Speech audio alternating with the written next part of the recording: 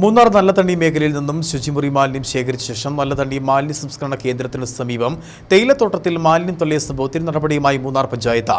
മാലിന്യം തള്ളിയവർക്കെതിരെ പഞ്ചായത്ത് 1.5 ലക്ഷം രൂപ പിഴ ചുമത്തി. ഒപ്പം നിയമ നടപടി ആവശ്യപ്പെട്ട് മൂന്നാർ പോലീസിലും പരാതി നൽകി. മാലിന്യം തള്ളാൻ ഉപയോഗിച്ച വാഹനവും പിടിച്ചെടുത്തു.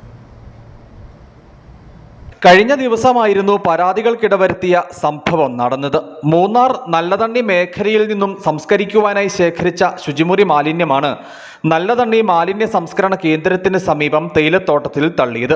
മാലിന്യം നിക്ഷേപിച്ച് പോകും വഴി സംഭവം ശ്രദ്ധയിൽപ്പെട്ട പ്രദേശവാസികൾ വാഹനം മൂന്നാർ ടൗണിൽ വെച്ച് തടഞ്ഞു.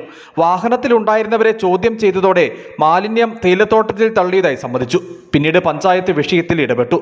പഞ്ചായത്ത് അധികൃതർ സ്ഥലത്തെത്തി പരിശോധന നടത്തിയതിൽ നിന്നും മാലിന്യം തള്ളിയതായി ബോധ്യപ്പെട്ടു. ഇതിന്റെ അടിസ്ഥാനത്തിലാണ് തുടർ നടപടി കൈക്കൊണ്ടത്. മാലിന്യം തള്ളിയവർക്കെതിരെ പഞ്ചായത്ത് 1.5 ലക്ഷം രൂപ പിഴ ചുമത്തി. ഒപ്പം നിയമ നടപടി ആവശ്യപ്പെട്ട് മൂന്നാർ പോലീസിലും പരാതി നൽകി. മാലിന്യം തള്ളാൻ ഉപയോഗിച്ച വാഹനവും പിടിച്ചെടുത്തു.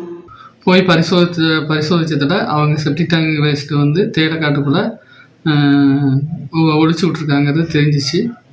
அப்போ நாங்கள் அதுக்கு பஞ்சாயத்தில் 50,000 ரூபா ஃபைன் அடிச்சுட்டு அந்த வண்டியை ஆர்டிஓட்ட ஏற்பிச்சிருக்கோம்.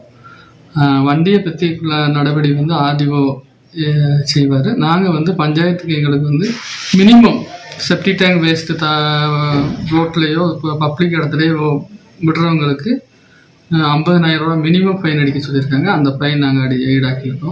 ആളൊഴിഞ്ഞ ഇടങ്ങളിൽ തള്ളുന്ന മാലിന്യം മഴ പെയ്യുന്നതോടെ ഒഴുകി കുടിവെള്ള സ്രോതസ്സുകളിലും മറ്റും കലർന്നാൽ അത് വലിയ ആരോഗ്യ പ്രശ്നങ്ങൾക്ക് തന്നെ ഇടവരുത്തും. സംസ്കരണത്തിനായി ശേഖരിക്കുന്ന ശുചിമുറി മാലിന്യം ഇത്തരത്തിൽ ആളൊഴിഞ്ഞ ഇടങ്ങളിൽ നിക്ഷേപിക്കുന്ന സംഭവം വർദ്ധിച്ചിട്ടുണ്ട്. കഴിഞ്ഞ ദിവസം ചിത്രപുരം മേഖലയിൽ നിന്നും സമാന രീതിയിലുള്ള ചില പരാതികൾ ഉയർന്നിരുന്നു. ഇത്തരത്തിൽ സാമൂഹ്യ വിരുദ്ധ പ്രവർത്തനം നടത്തുന്നവർക്കെതിരെ കർശന നടപടി വേണമെന്നാണ് ആവശ്യം. News bureau, Adimali.